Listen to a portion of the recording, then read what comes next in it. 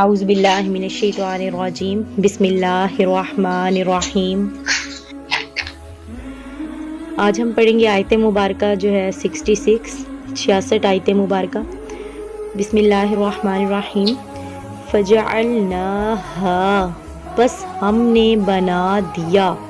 نکالن، اس سزا کو، عبرت، لما بینا، ان کے لیے، یدیہا، جو اس زمانے میں موجود تھے، وما، اور جو خلفہا، بعد میں آنے والے تھے، وموعظۃً، اور نصیحت بنا دیا، للمتقین، پرہیزگاروں کے لیے، وَإِذْ، اور یاد کرو جب، کالا، کہا، موسیٰ علیہ السلام نے، لِقَوْمِهِ، اپنی قوم سے، اِنَّا، بے شک، کہ اللہ تعالی، یأمرکم، تمہیں حکم دیتا ہے، ان کے تذبحوا، تم ذبح کرو، بقرۃ، ایک گائے، قالوا، تو وہ بولے، کیا تتخذنا، آپ ہمارا مذاق اڑاتے ہیں، ہزواً، مذاق اڑاتے ہیں، کیا تتخذنا، آپ اڑاتے ہیں، ہزواً، ہمارا مذاق، کالا، تو کہا، اعوذ، میں پناہ مانگتا ہوں، باللہ، اللہ سے، ان کے اکون، میں شامل ہو جاؤں، من الجاہلین، جاہلوں کے گروہ میں۔ ان آیات مبارکہ میں یہ بیان فرمایا گیا ہے کہ بنی اسرائیل میں ایک بوڑھا دولت مند تھا، اس کا ایک لڑکا تھا، اس بوڑھے کے بھتیجوں نے اس کے لڑکے کو قتل کر دیا تاکہ اس کی وراثت بھی انہیں ملے، اور اس کی لاش کو اٹھا کر دور شہر کے دروازے پر پھینک آئے۔ صبح ہوئی تو خود ہی جو ہے وہ مدعی بن بیٹھے۔ اللہ تعالیٰ نے اپنی حکمت اور قدرت کا ایک روشن نشان دکھانے کے لیے انہیں ایک گائے کے ذبح کرنے کا حکم دیا اور فرمایا کہ اس ذبح شدہ گائے کا ایک ٹکڑا جو ہے وہ مقتول پر مارو، دیکھو وہ میری قدرت سے کیسے زندہ ہوتا ہے اور کس طرح حقیقت حال سے پردہ اٹھتا ہے۔ تو خاص گائے کے ذبح کرنے میں یہ حکمت بھی ہو سکتی ہے کہ بنی اسرائیل جو ہے وہ مدتوں مصر میں رہے، جہاں گائے کی پرستش ہوتی تھی، تو ان کا جو تھا وہ اس چیز پر یقین تھا کہ وہ بھی گائے کے مطلب کہ وہ گائے کو جو ہے بہت زیادہ مقدس سمجھنے لگ گئے تھے، اس لیے گائے کو ذبح کرنے کا حکم دیا تاکہ یہ خیال بھی ان کے دلوں سے مٹا دیا جائے۔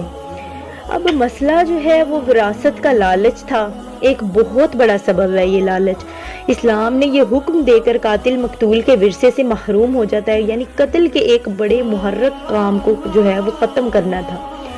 اب وہ آئے تھے قاتل کا پتہ لگانے اور حکم ملا کہ گائے ذبح کرنے کا، کیونکہ دونوں چیزوں میں کوئی مناسبت نہ تھی، اس لیے یہ سوال کر دیا کہ حکم خداوندی بتاتے وقت مذاق کرنا جاہلوں کا شیوا ہے، اور نبی صلی اللہ علیہ وآلہ وسلم کا مقام تو بہت بلند ہے، اس سے ایسے وقت میں مذاق کا تصور کیوں کر ہو سکتا ہے۔ یعنی اب آگے دیکھتے ہیں، اس میں یہ ہے کہ جب اللہ تبارک و تعالیٰ نے انہوں نے خود ہی مطلب وراثت کے لیے اپنے جو ہے رشتہ دار کو قتل کر دیا، تو جب اس کو قتل کیا تو پھر اس کو صبح خود ہی لے کر چلے گئے اور مدعی بن بیٹھے کہ اس کو قتل کس نے کیا ہے، سوالات کرنے لگ گئے، پوچھنے لگ گئے لوگوں سے کہ انہیں قتل کس نے کیا ہے۔ تو تب اللہ تبارک و تعالیٰ نے حضرت موسیٰ علیہ السلام پر جو ہے وہ حضرت موسیٰ علیہ السلام پر اللہ تبارک و تعالیٰ نے وحی نازل فرمائی اور فرمایا کہ ایک نہ گائے ذبح کرو، اور جب اس کو ذبح کرو گے تو اس کے جسم کا ایک ٹکڑا اٹھا کر اس مردے کے اوپر مارنا، جب اس مردے کے اوپر مارو گے تو وہ مردہ جو ہے وہ زندہ ہو جائے گا، وہ اٹھ کھڑا ہوگا اور وہ خود بتائے گا کہ اسے کس نے قتل کیا ہے۔ قالو، بولے، ادعو، دعا کیجئے، لنا، ہمارے لیے، ربا کا، اپنے رب سے، یبشن، کہ وہ بتائے، لنا، ہمیں، ماں، کیا ہیا، وہ کیسی ہے، یعنی کہ وہ کیسی ہے وہ ہمیں بتائے۔ قالا، فرمایا، انہو، بے شک اللہ تعالیٰ، یقول، فرماتا ہے، انہا، کہ بقرۃ، وہ گائے، لا، نہ، فاردن، بوڑھی ہو، ولا، اور نہ، بکرن، بچی ہو، اوان، درمیانی،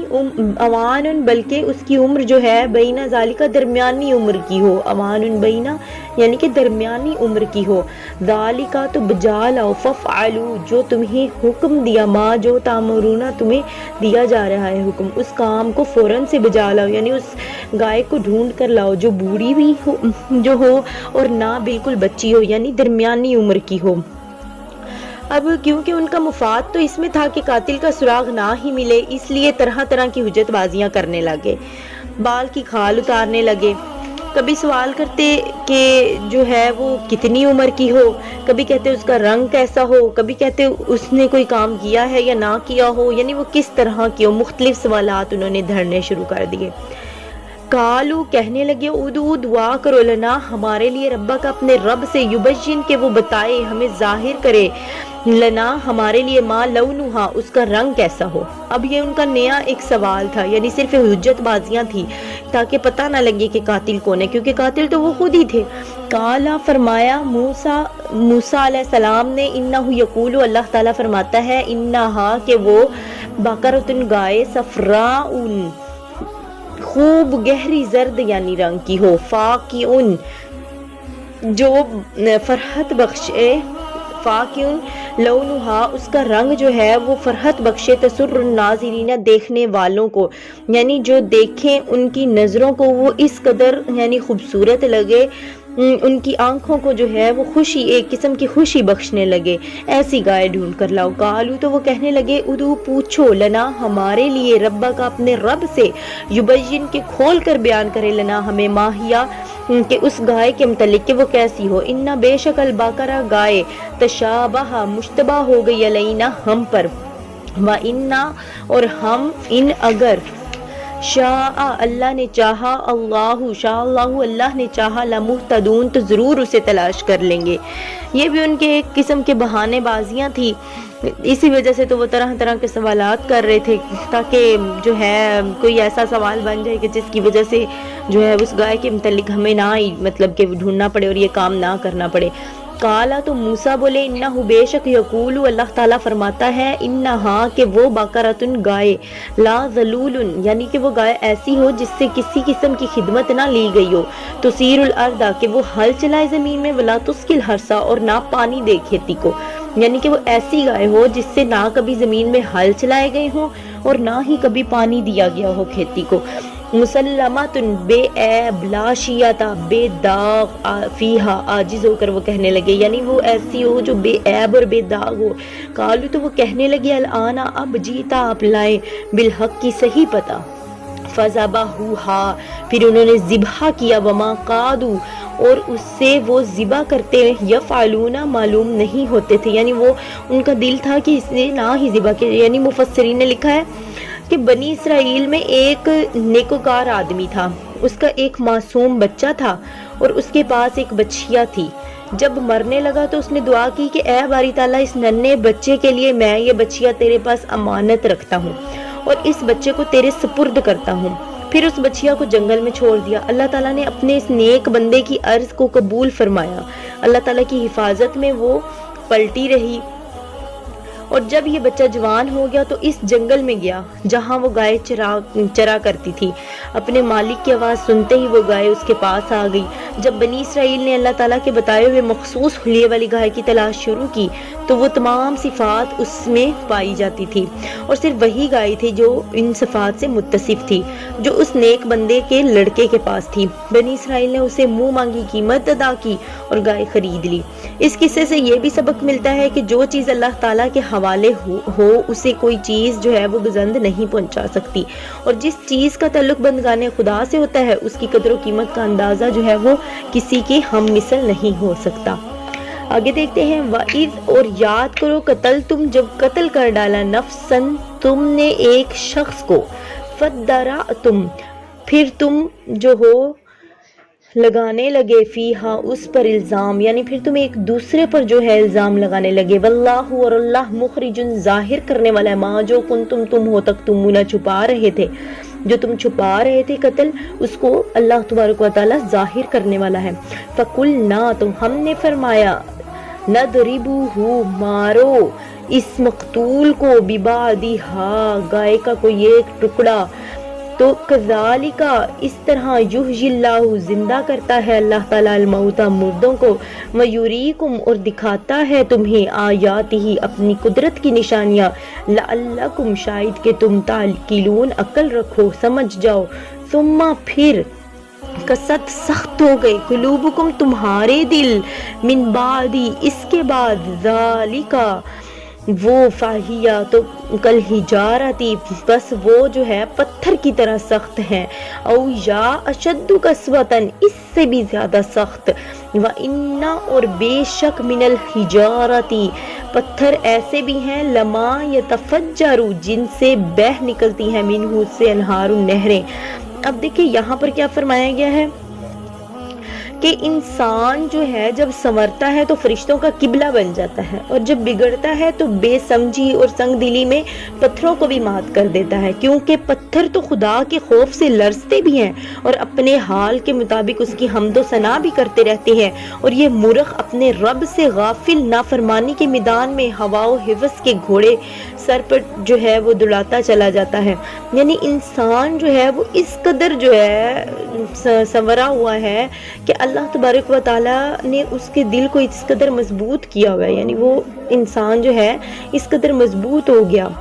وَإِنَّا اور کیونکہ من الحجارتی کئی پتھر ایسے بھی ہیں، لما جن سے یتفجر بہ نکلتی ہیں انہار نہریں، وَإِنَّا اور کئی منہا ایسے بھی ہیں، لما جو یشققو پھٹتے ہیں، فیخرجو تو ان سے فیخرجو تو نکلتا ہے، منہ سے الماء پانی، وَإِنَّا اور کئی ایسے ہیں، منہا ان میں سے، لما یحبطو گر پڑتے ہیں، حقارت ہو جاتے ہیں، من خشیت اللہ اللہ کے خوف سے، وما اللہ اور اللہ تعالی بغافل غافل نہیں ہے، بے خبر نہیں ہے، اما جو تعملون تم کرتے ہو، اللہ تبارک و تعالی ہر کام کو تمہارے جانتا ہے، دیکھ رہا ہے۔ کیا فتتمعون تم امید رکھتے ہو، مطمئن ہوتے ہو، ان کے یومنو یہ جو ایمان لائے ہیں، اب یہاں یہودی کی بات ہو رہی ہے، یہ یہودی جو ایمان لائیں گے، لکم تمہارے کہنے پر، وقد کانا حالانکہ ایک جو ہے فریقن گروہ منہم ان میں سے ایسا تھا، یسمعون جو سنتا تھا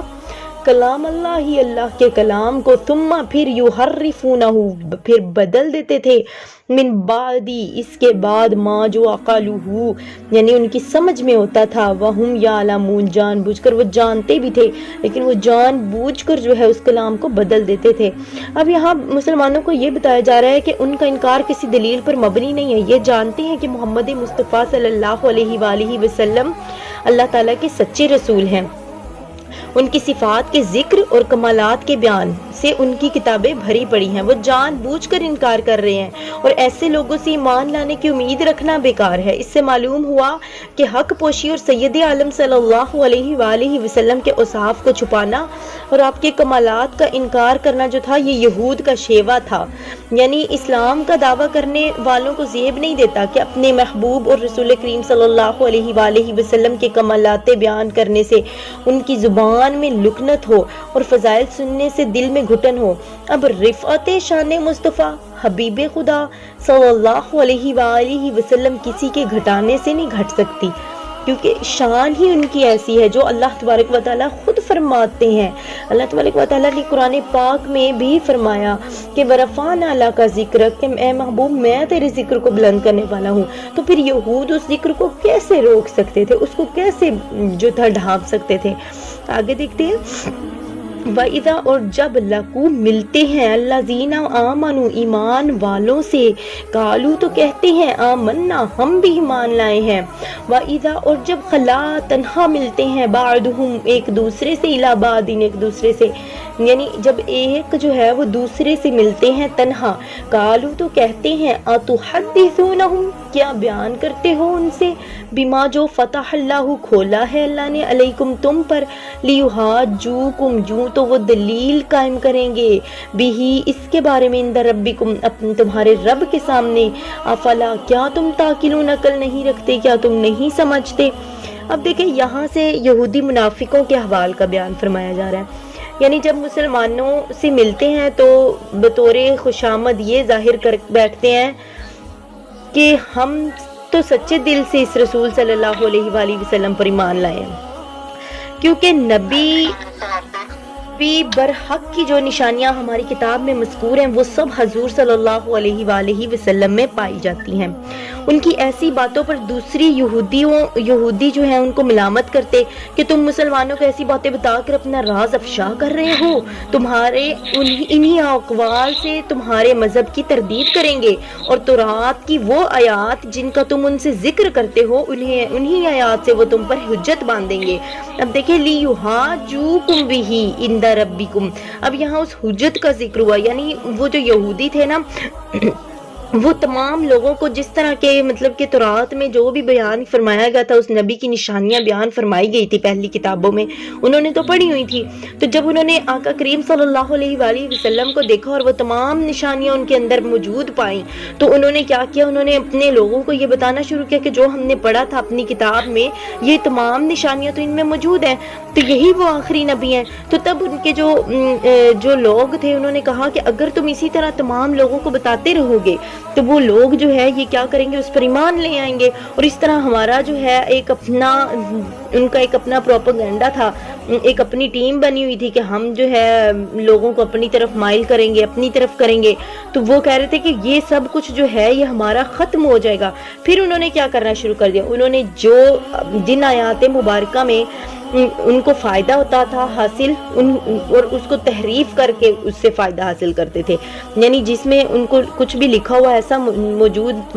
پاتے اس کتاب میں تو وہ ایسا کرتے کہ اس کو بدل ڈال، جس سے ان کو بھی نقصان ہونے والا ہوتا تھا، تو وہ ایسا کرتے تھے کہ اس آیت کو، اس لفظ کو بدل ڈالتے تھے، اس تحریر کو بدل دیتے تھے اور ایسی تحریر لکھتے تھے جس سے ان کو فائدہ حاصل ہو۔ کیا بلا وہ یہ نہیں یعلمون جانتے، انا کہ اللہ جانتا ہے، یعلم جو ما یسرون وہ چھپاتے ہیں، وما اور جو کچھ یعلنون وہ ظاہر کرتے ہیں، ومنہم اور ان میں کچھ امیون ان پڑھ ہیں، لا یعلمون وہ جو نہیں جانتے الکتاب کتاب کو، الا امانی یا بجز جھوٹی امیدوں کے، وان اور اگر ہم وہ الا یظنون وہم و گمان ہی کرتے رہتے ہیں۔ اب دیکھیں پہلے ان عالموں کا ذکر ہوا جو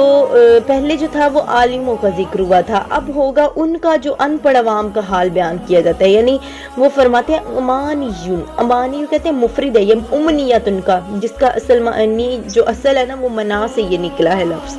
تو اس کا معنی ہوتا ہے فرض کرنا، یہ وہ انعام جس کا انسان اپنے آپ کو حقدار اور اہل ثابت کرنے نہ کرتے ہوئے خواہش رکھتا ہو، اس خواہش کو عربی میں امنیتن کہتے ہیں۔ یعنی بنی اسرائیل کی عوام کا کل سرمایہ نجات کے متعلق ان کے من گھڑت خیالات اور جھوٹی آرزویں تھی۔ اب قومیں جو ہیں وہ اپنے زوال و انحطاط کے دور میں انہی بے بنیاد خیالات سے اپنی نجات کی آس لگائے رہتی ہیں اور عمل صالح سے آنکھیں بند کر لیتی ہیں۔ کاش ہم بھی اپنی حالت پر غور کریں اور احکام شرعی سے کھلی بغاوت کے باوجود اپنی نجات کے جو سنہرے سپنے ہم دیکھ رہے، خواب دیکھ رہے ہیں، ان سے کیوں چونکیں۔ یعنی دیکھیں اسلام کے جہاں پر وہ فائدہ دیکھتے تھے نا، میں نے پہلے آپ کو بتایا، وہ ان آیتوں میں جو ہے وہ تحریف کر کے اپنے فائدے کو بڑھاتے تھے۔ اب یہاں اسی کتاب میں جو انہوں نے تبدیلیاں کی تو اللہ تبارک و تعالیٰ ان تمام تبدیلیوں کو جاننے والا ہے، وہ جانتا ہے جو ان کے ذہنوں میں ہے۔ فویل ان پس ہلاکت ہو للذین ان کے لیے یکتبون جو لکھتے ہیں الکتاب کتاب بیدیہم خود اپنے ہاتھوں سے۔ اب یہاں ان کی ہلاکت کے بارے میں بیان فرمایا جائے، یعنی وہ کتاب جس کے وہ امین بنائے گئے تھے کہ اس کتاب کی حفاظت کرنا، اس کو یہ امانت کے طور پہ ان کو دی گئی، جس کی حفاظت اور اس پر عمل کرنے کا انہیں حکم دیا گیا تھا، انہوں نے صرف اسی پر بس نہیں کی، خود عمل ترک کر دیا، بلکہ انہوں نے آیات الہی کو سرے سے ہی بدل ڈالا۔ خود تو انہوں نے اس پہ عمل نہیں نہ کیا، ترک کیا، انہوں نے صرف یہی کام نہیں کیا بلکہ انہوں نے کیا کیا، آیات الہی کو سرے سے ہی بدل ڈالا اور اپنی طرف سے طرح طرح کے اضافے کر دیے۔ اور اس طرح ان ظالموں نے آئندہ نسلوں میں سے بھی کسی سلیم التبا کے لیے یہ گنجائش نہیں چھوڑی کہ وہ آیات الہی میں غور و فکر کر کے حقیقت تک رسائی حاصل کر سکیں۔ اب یہود و نصارہ اب تک تو تحریف کے قائل نہ تھے، لیکن اب ان کے محققین نے یہ تسلیم کر لیا ہے کہ ان کی کتب میں جو ہے وہ تحریف بہت ہی زیادہ اور تغیر بھی بہت موجود ہے۔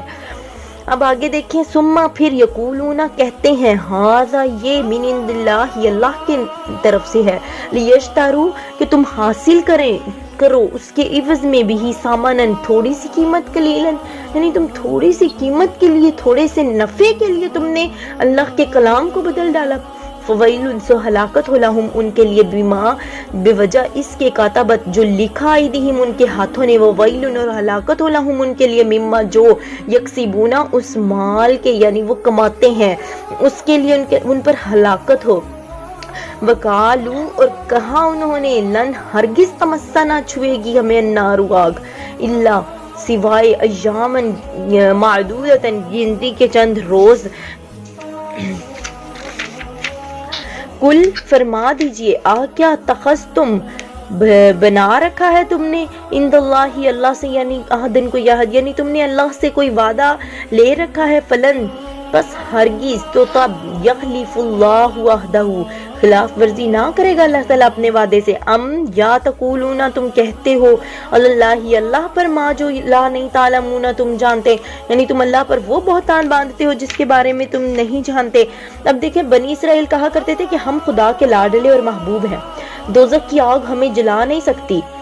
آتش دوزخ جو ہے یہ گناہ گارانے قوم یہود کو چھوئے گی بھی نہیں، اس لیے کہ وہ جہنم پر پہنچتے ہی اپنے گناہوں کا اقرار کر لیں گے اور خدا کے پاس واپس آ جائیں گے۔ اب یہ یہود جو تھے ان کا یہ عقیدہ تھا کہ صرف 40 دن تک انہیں عذاب ہوگا، اور یہ وہ مدت ہے جس میں بنی اسرائیل نے بچڑے کی پوجا کی تھی، یعنی اب دیکھیں بچڑے کی پوجا انہوں نے کی تو اس کی سزا 40 دن تک ان کو ریگستان میں چھوڑ دیا گیا تھا، وہ ریگستان میں بھٹکتے رہے۔ تو اب وہ یہی سمجھتے ہیں کہ اس نافرمانی کی وجہ سے بھی ہمیں جو ہے وہ 40 دن تک جہنم میں سزا ملے گی، پھر ہم جنت میں آ جائیں گے۔ اب خدا کے متعلق ان کا یہ تصور بڑا ہی نرالا تھا، ایک طرف تو اس کے جبر و قہر کا یہ عالم تھا کہ جو گناہ ان کے آباء و اجداد سے سرزد ہوا اس کی سزا صرف ان مجرموں تک محدود نہیں رکھتا، بلکہ ان کی نسل سے قیامت تک جو اولاد ہوگی وہ اس ناکردہ گناہ کی سزا بھگتتی رہے گی، اور دوسری طرف اس کے عفو درگزر کی یہ کیفیت کہ کسی سنگین سے سنگین گناہ کے بارے میں اس کے اصلی مجرم سے بھی باز پرس نہیں۔ اب دیکھیں کہ ان کا یہ غلط فہمی تھی، وہ اس خوش فہمی میں مبتلا تھے، وہ کہتے تھے کہ ہمارے لیے تو دوزخ بنی نہیں ہے، ہمیں جب وہ دوزخ میں اللہ پھینکنے لگے گا ہم وہاں پہنچ جائیں گے، معافیا مانگیں گے اللہ سے، اللہ ہمیں معاف فرما دے گا اور ہمیں جنت میں واپس بھیج دے گا۔ اس وجہ سے وہ تحریف کرتے تھے تو انہیں ڈر نہیں ہوتا تھا کہ ہم جو اللہ کی آیات میں تحریف کریں ہم اس کی معافی مانگ لیں گے، ان کو یہ لگتا تھا۔ بلا ہاں ہمارا قانون یہ ہے، من کسبہ جس نے کمایا سیئاتن برائی کو، یعنی جس نے جان بوجھ کر برائی کو خریدا کمایا، وَأَحَاطَتْ اور گھیر لیا بھی اس سے خطیہ تو اس کی خطا نے، فَأُولَئِکَ تو وہی اصحاب النار دوزخی ہیں، ہم وہ فیہا اس میں خالدون ہمیشہ رہیں گے، والذین اور جو آمنوا ایمان لائے، وعملوا اور عمل کیے الصالحات نیک، اولئک وہی اصحاب الجنتی جنتی ہیں، ہم فیہا خالدون اور وہ اس میں ہمیشہ رہنے والے ہیں۔ اب دیکھیں قرآن حکیم یہاں نجات و بخشش کا اصل اصول بیان فرما رہا ہے کہ نجات کا جو دار و مدار ہے وہ کسی قوم نسب سے وابستگی پر نہیں ہے بلکہ ایمان اور عمل صالح پر ہے۔ اسلام سے پہلے انسانیت کی تقسیم رنگ اور نسل اور وطن کی بنیادوں پر ہوتی تھی، ہر سفید رنگ والا خواہ اس کا نامہ عمل کتنا سیاہ ہو ہر کالی رنگت والے سے برتر ہے، خواہ اس کی سیرت مہر و ماہ سے تبندہ تر کیوں نہ ہو۔ اب اسی طرح ہر برہمن خواہ وہ کتنا جاہل اور کندہ ناتراش ہی کیوں نہ ہو وہ افضل ہے۔ اب برہمن جو ہے یہ ایک ہندو کے نا فرقے تھے، ان میں جس طرح ہندو جو تھے نا ان کی 4 قسم کے ایک فرقے تھے جن میں سے ایک برہمن تھا، اور یہ برہمن جو تھا یہ کہتے تھے کہ یہ بڑا معزز اور محترم ہے، جو ہے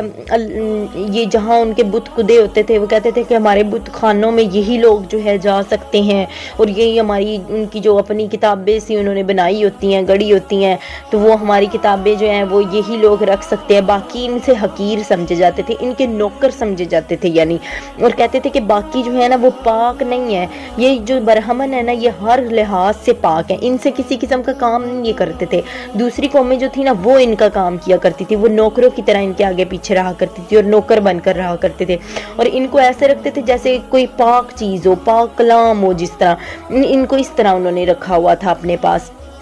برہمن کو، اس طرح وہ برہمن کا خیال کیا کرتے تھے۔ تو یہاں کہہ رہے ہیں کہ مطلب کہ جس طرح کوئی سفید رنگ والا نا اس کو برتری حاصل ہوتی تھی کالے رنگ والے پر بھی، جو کالے رنگ والا جو ہے اصل میں تو کالے رنگ والا جو ہے وہ چاند کی طرح چمکتا ہو اس کی سیرت جو ہے، اور جو سفید رنگ والا ہے اس کی سیرت جو ہے وہ کالے رنگ کی ہو، لیکن وہ کیا کرتے تھے اس کو زیادہ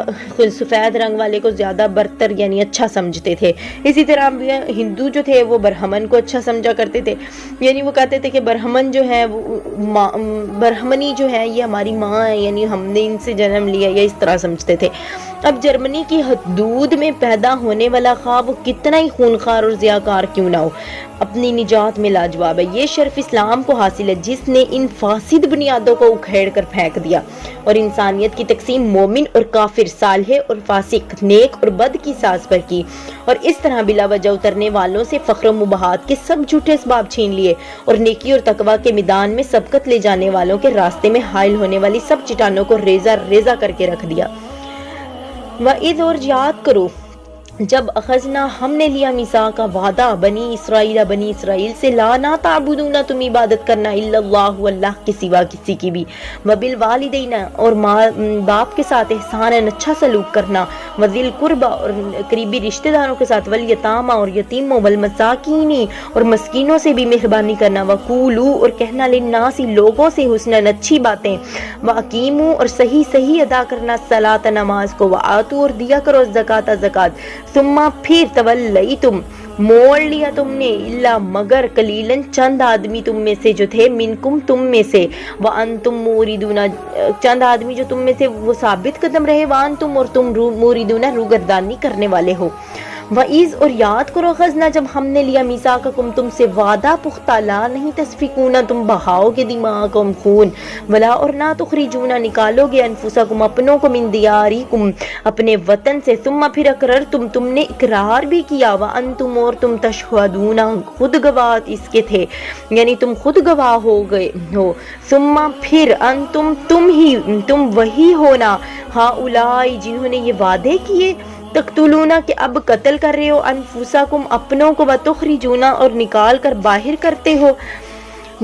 فریقاً، اپنے گروہ کو، منکم، تم میں سے، من دیارہم، اپنے وطن سے، تظاہرون، تم یعنی مدد لیتے ہو، علیہم، ان سے، ان کے خلاف، بالاسم،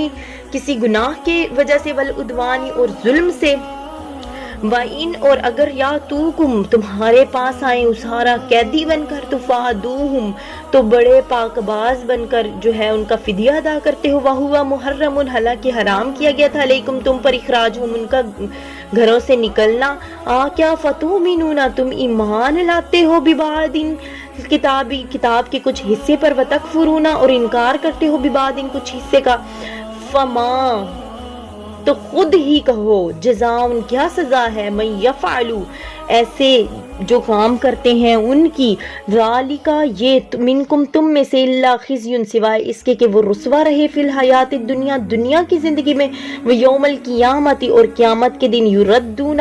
پھینک دیا جائے گا، الی اشد العذاب، سخت ترین عذاب نے، وما اللہ، اور نہیں اللہ، بغافل، غافل، اما تعملون، جو تم کرتے ہو اس سے۔ اب دیکھیں کہ یثرب کے رہنے والوں میں مشرک بھی تھے اور یہودی بھی۔ یثرب کی مشرق آبادی جو تھی وہ دو قبیلوں پر مشتمل تھی، ایک قبیلہ جو تھا وہ اوس تھا، اور دوسرا خزرج،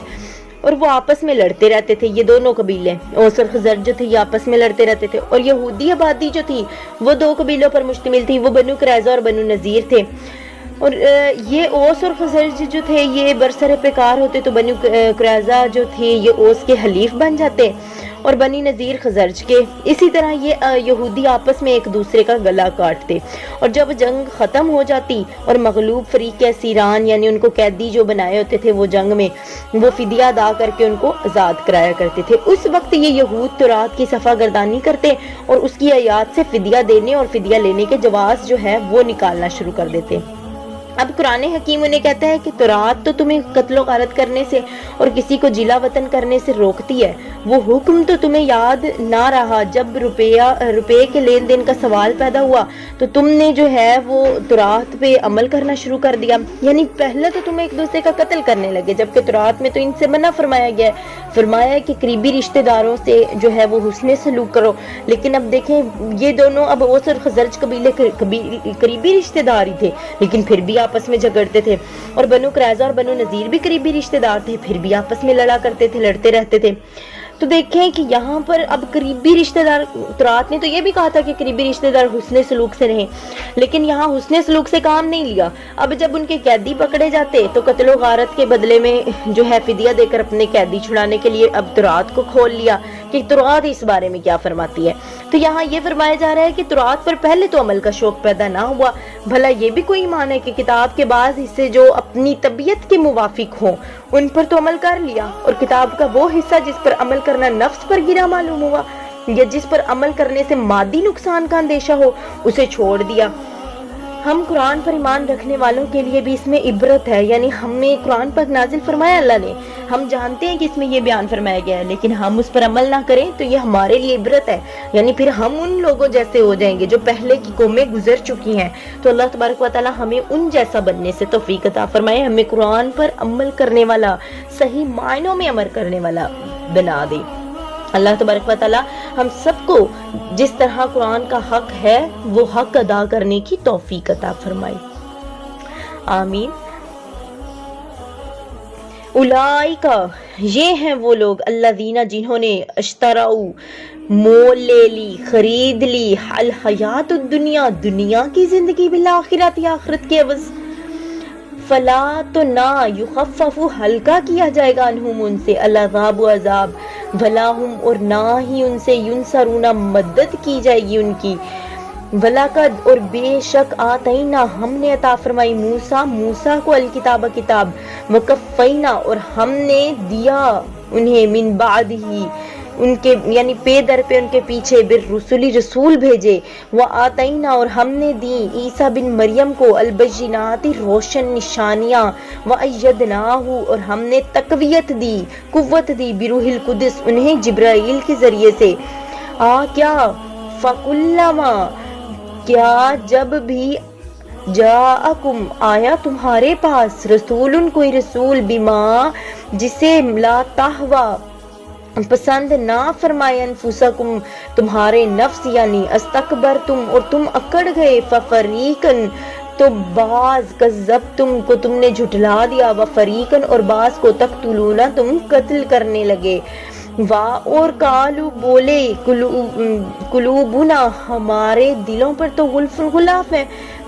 بلکہ لعنہم لعنت دی، پھٹکار دیا ہے اللہ نے بکفرہم ان کے کفر کی وجہ سے، فقلیلاً پس بہت ہی کم ما جو یؤمنون ایمان لاتے ہیں۔ اب ان آیات میں کیا فرمایا کہ روشن معجزات دیکھیں، جیسے اب یہاں پر وآتینا عیسیٰ ابن مریم البینات یعنی بینات روشن نشانیاں، اب وہ روشن نشانیاں کون سی ہیں؟ وہ روشن نشانیاں یہ تھی کہ مادرزاد اندھے جو تھے ان کو روشنی عطا فرما دیتے تھے آنکھوں کی، یہ اللہ نے ان کو قوت دی تھی حضرت عیسیٰ علیہ السلام کو، اور جو کوڑے تھے ان کو شفا عطا فرما دیتے تھے، مردوں کو زندہ کر دیتے تھے، غیب کی خبریں دیتے تھے، اس طرح کی یہ تمام نشانیاں جو تھی وہ حضرت عیسیٰ علیہ السلام کو اللہ تبارک و تعالیٰ نے عطا فرمائی تھی۔ اب اس سے مراد جو ہے یہاں پر دیکھیں بروح القدس، بروح القدس جو ہے یہ جبرائیل امین علیہ السلام ہے، لیکن بعض مفسرین کہتے ہیں کہ اس سے اللہ تعالیٰ کا وہ اسم اعظم مراد ہے جس کی برکت سے حضرت عیسیٰ علیہ السلام مردوں کو زندہ کر دیا کرتے تھے، لیکن یہاں پر جبرائیل علیہ السلام کے لیے بروح القدس استعمال ہوا ہے۔ اس کے بعد آگے ہے کہ یہودی جو ہیں یہ بڑے فخر کے ساتھ کہتے تھے کہ ہمارے دلوں پر جو ہے غلاف چڑھ گئے ہیں اس لیے ہمارے عقائد محفوظ ہیں، کسی کا سحر بیان، کسی کا قوت استدلال، کسی کے معجزات ہمیں اپنے عقائد سے متزلل نہیں کر سکتے۔ اللہ تعالیٰ فرماتے ہیں کہ یوں نہیں بلکہ حقیقت یہ ہے تمہاری مسلسل نافرمانیوں کے باعث تمہیں رحمت الہی سے محروم کر دیا گیا ہے، اب تم اس قابل ہی نہیں رہے کہ نور ایمان سے تمہارے دلوں کے ظلمت کو در روشن کر دیے جائیں۔ Thanks for watching. Please subscribe my YouTube channel مشعل راہ اسلام۔